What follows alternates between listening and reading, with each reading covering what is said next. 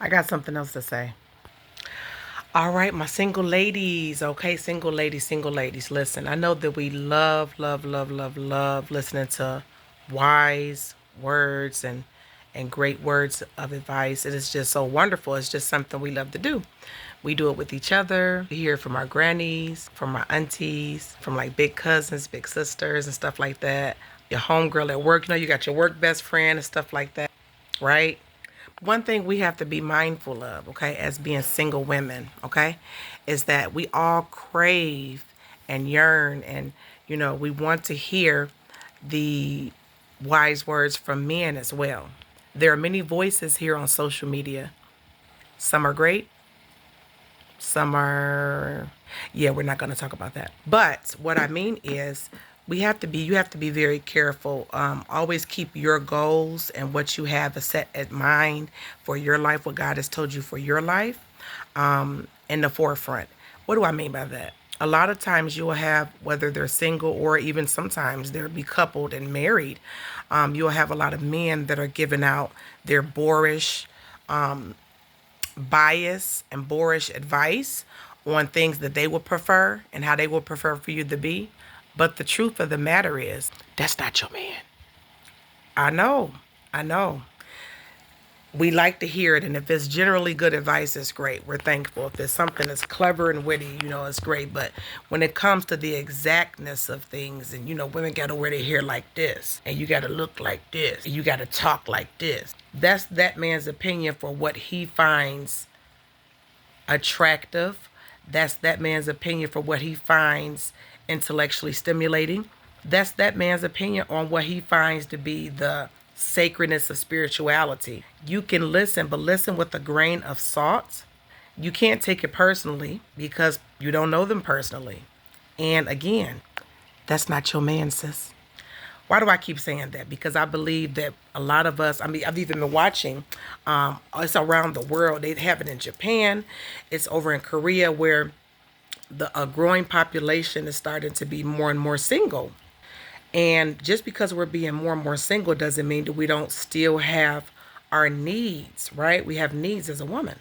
And content creators know that, okay? They know that, which is cool. I get it. You know what I mean? You have a demographic. But just because they have a demographic doesn't mean that they're specifically can speak to you as far as like in your life. If you like middle class, hardworking men that work with their hands, and your man like to come home and he wants his bath ran, and he wants to have minimal conversation and chill, that's how you're going to tailor and fit into that man's life because that's someone that you gel with. If it's someone that likes for you to be modest and meek and don't say anything and just kind of sit there, and they look at that as submission. And if that fits you, I'm not damning or deeming anything wrong. If that fits your personality, then by all means, go for it. And you could be that meek, modest, don't say anything type of female for that particular type of male. But everything that they say is not for you. Just keep that in mind. It comes from their personal bias. Sometimes it can come off as boorish, opinionated, which is not really a masculine trait. So just keep that in mind. When they're speaking in general to women or to the ladies, or even if they're speaking in general to the men, they're not always, everything does not fit you. Okay. So if it's just something generalized, like, okay, well, that's, I see where you're coming from. It's okay to respond like that versus saying, wow, oh man. Yeah. Because what they're doing is they're trying to pull your need for validation, for their validation, and they're making themselves this big voice, which they have a voice for a certain demographic, for a certain crowd. And they would attract and tie into themselves people personally, which who fit those things. If you don't fit those things, don't force it to fit. Don't be like Cinderella's, stepsisters. If it don't fit, if the shoe don't fit, don't wear it. Take it as a grain of salt and begin to ask God. Pray to God and say, God, show me the voice that you have for my life, my man. Okay? It's okay to have, I believe in leadership and stuff like that. And we have many voices, but there's nothing like your own man that you was made for, that you equally yoke with, giving you advice. It soothes your soul.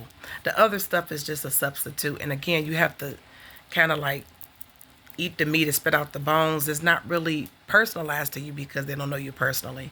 And again, it could come out boorish and come through their own bias, which their bias may not be in favor of you. So do not take a lot of that content and those yep personally.